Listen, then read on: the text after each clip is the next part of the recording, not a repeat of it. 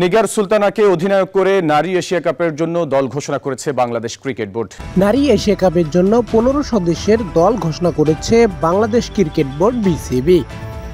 আগামী 19 জুলাই থেকে শ্রীলঙ্কার মাটিতে অনুষ্ঠিত হবে এবারের এশিয়া কাপ।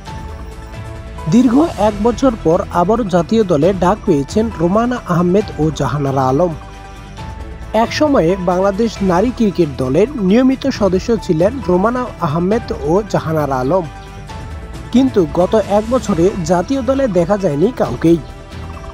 তবে লম্বা সময় পর ফের জাতীয় দলে ফিরেছেন এই দুই তারকা।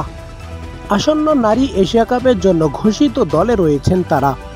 এবার মেয়েদের ঢাকা প্রিমিয়ার লিগে দুর্দান্ত পুরস্কার পেয়েছেন রোমানা ও জাহানারা। মোহামেডান ক্লাবকে চ্যাম্পিয়ন করতে বল ব্যাটে দুর্দান্ত পারফরমেন্স করেছেন রোমানা। আবাহনীর নেতৃত্ব দেওয়া জাহানারাও ছিলেন উজ্জ্বল।